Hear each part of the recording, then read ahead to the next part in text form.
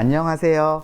닥터 리프팅입니다. 오늘은 실리프팅 얼마마다 해야 하는가 여기에 관해서 알려드릴게요. 많은 분들이 물어보세요. 1년에 한 번 해야 돼요? 1년에 2번 해야 돼요? 언제 해야 돼요? 라고 물어보시는 분들이 있고, 제가 실리프팅을 한 지 이제 한 9년쯤 됐으니까요, 제가 갖고 있는 개인적인 느낌적인 통계로 말씀을 드릴게요. 실리프팅의 유지기간은 녹는 실을 썼다라고 했을 때 대부분 1년 미만으로 가정을 하죠. 그러면 1년 미만이면 1년마다 실리프팅을 해야 될까요? 근데 실제로 그렇지 않아요. 조금 솔직한 얘기를 하자면, 우리가 거울을 보다가 웬만하면 리프팅 레이저로 얼굴을 더 하시고 싶어 하죠. 왜냐하면 얼굴에 뭘 넣는 건 부담스럽잖아요. 근데 레이저를 받고 어느 날 거울을 봤는데 팔자와 입가가 몇 년 전에 나보다 이렇게 처져 있으니까 약간 상실감이 들고 스트레스를 받죠. 그 스트레스가 반복되면 뭐라도 해야 되는데, 레이저를 받아봤더니 좋기도 하고 그렇게 해서 몇 년을 끌었는데 이제 더 이상은 레이저로는 내가 만족할 만한 얼굴 효과나 감흥이 떨어지고 수술을 하기 싫고, 이럴 때 이제 실리프팅을 고려하시게 되는 거거든요. 그래서 실리프팅을 하고 났더니 아주 마음에 들었어요. 그러면 그 다음에 언제 또 해야 하는가? 제가 대략적으로 보면 유지기간이 1년 미만이라고 하더라도 1년마다 하지도 않으세요. 정확히 말하면 리프팅을 하는 기간은 내 마음속에 있는 거예요. 무슨 말이냐면, 내가 거울을 보고 아 이거 이제 처져 갖고 다시 해야겠다라는 느낌이 들 때, 다만 그 기간이 짧을 수도 있죠. 만약에 그 기간이 짧다라고 생각이 되면, 제가 전에도 이런 얘기를 드린 적이 있지만, 기름 넣을 때 기름이 완전히 다 떨어지면 다시 다 넣어야 되지만 반만 떨어져 있으면 반만 넣잖아요. 만약에 리프팅을 받고 내가 6, 7개월이 지났는데 실리프팅을 또 받고 싶다, 그러면 실을 처음처럼 다 넣으실 필요가 없어요. 그 부분만 약간 보충하고 약간 서포트 해준다는 개념으로 조금만 넣으셔도 됩니다. 왜냐하면 실리프팅을 하고 나서 효과가 이렇게 떨어지는 게 아니라 만만하게 가거든요. 유지가 떨어지는 기간이 50%가 남았을 때 나는 30%의 효과를 보충하고 싶다, 이런 개념으로 하실 때는 조금씩만 넣어주면 돼요. 극단적으로 적게면 뭐 4줄, 6줄 이런 식으로 가볍게.